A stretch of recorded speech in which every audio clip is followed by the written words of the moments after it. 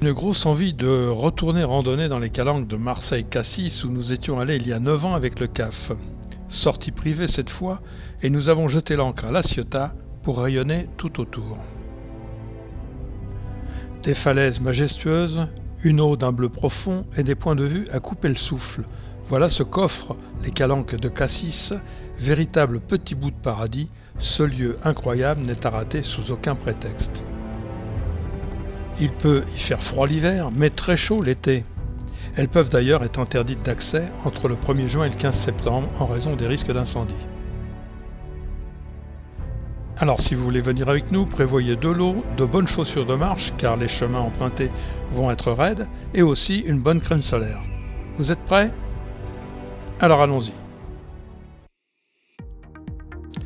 Et nous allons nous mettre en jambes avec une belle randonnée en boucle au départ de Saint-Cyr-sur-Mer, par les sentiers des Vignes, puis Bandol sur un sentier autrefois utilisé par les douaniers pour déjouer la malice des contrebandiers. Nous passerons par la calanque de Pallon déjà en vue.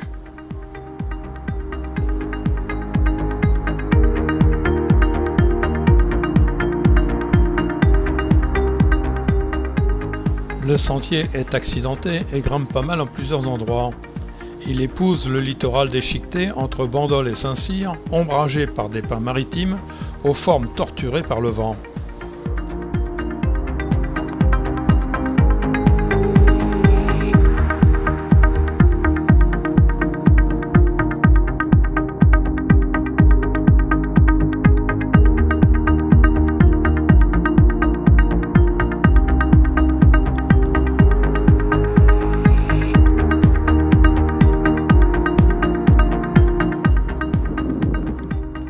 Regarde en arrière en direction de Port-Pallon.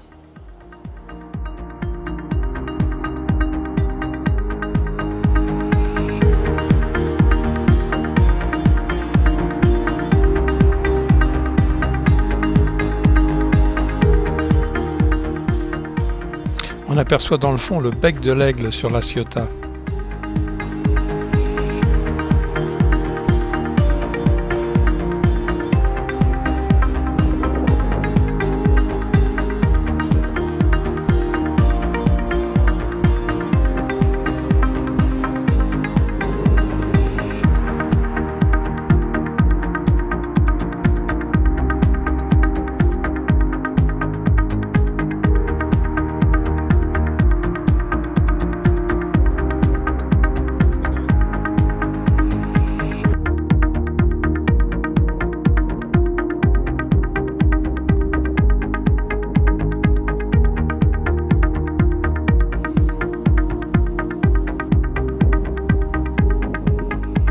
La randonnée comprend un passage au bord de la falaise, interdit d'accès par arrêté municipal entre la pointe Fauconnière et la pointe Grenier. Il existe un passage de contournement, mais le chemin étant bien sec, nous poursuivons notre chemin, mais nous vous conseillons vivement de ne pas nous suivre.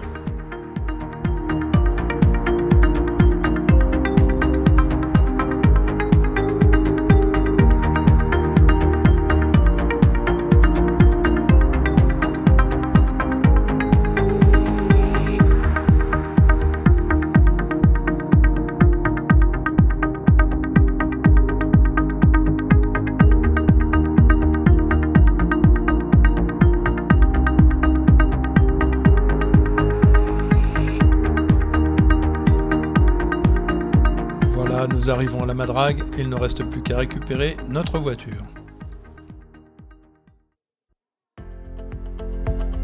Après ces efforts, ça vaut bien une bonne glace dans le quartier historique de La Ciotat.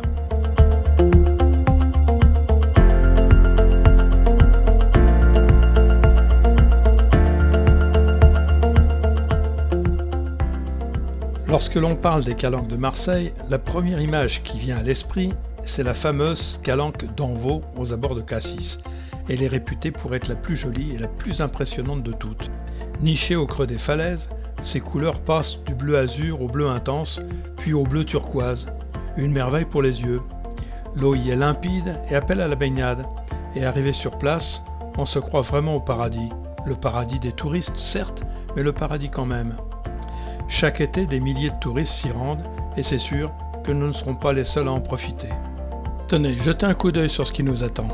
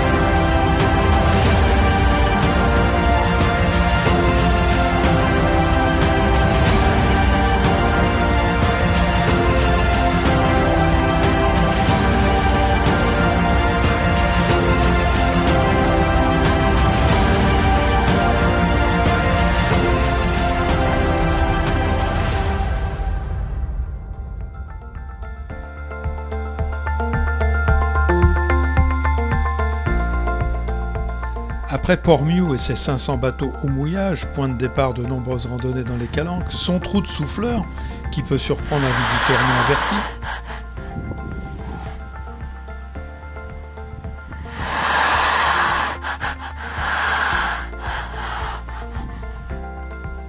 nous voilà à Port-Pin et sa splendide eau turquoise. Peu encaissée et très boisée, elle doit son nom au pin d'Alep qui couvre les pans des falaises. Sa plage est une invitation à la baignade.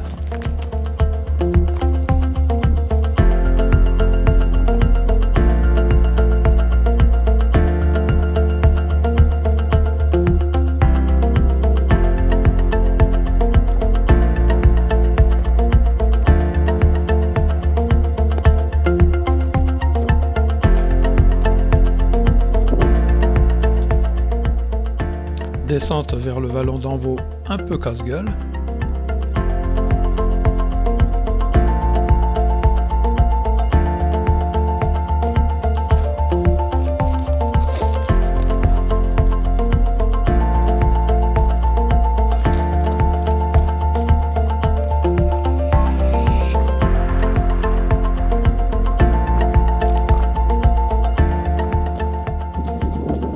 Mais très vite le paradis.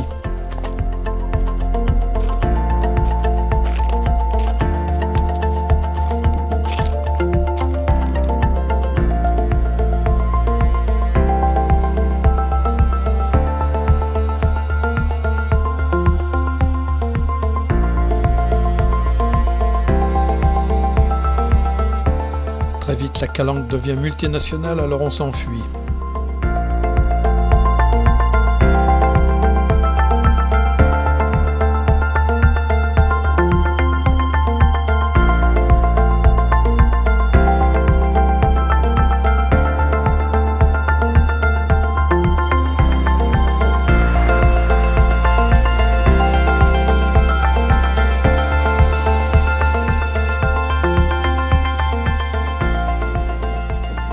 Et voilà même le paradis vu du ciel.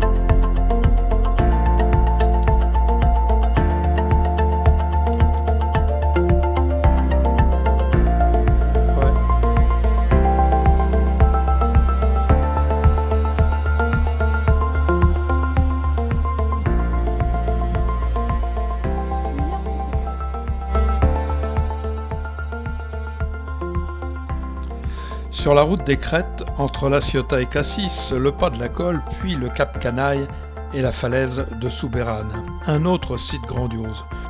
Une des plus hautes falaises maritimes d'Europe avec des voies d'escalade du 3+, au 7B, voire du 8B. Mais découvrez plutôt le site sur des images vidéo de Michael Gala.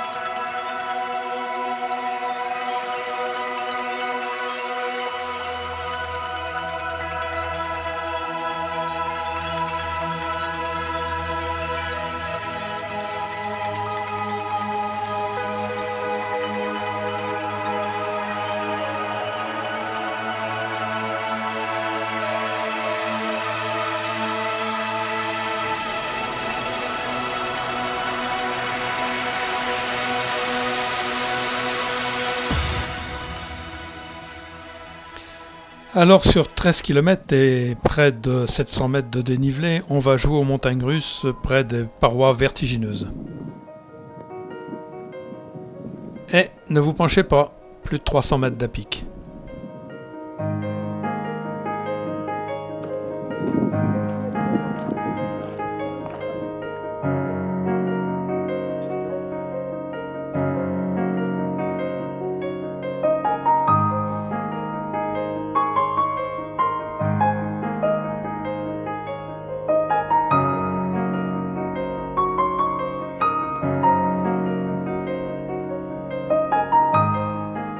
On aperçoit au loin l'entrée des calanques de Port-Miou, Port-Pin et Envaux.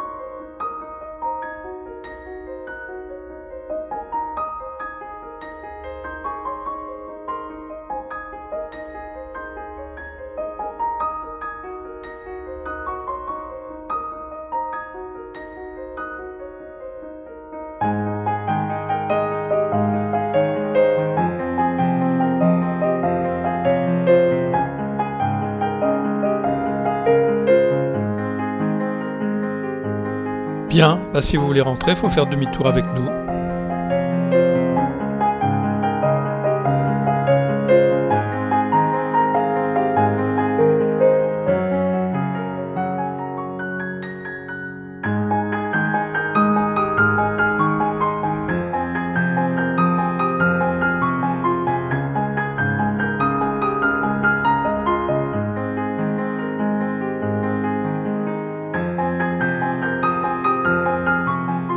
Et merci à Jérôme pour son accueil dans son studio à La Ciotat.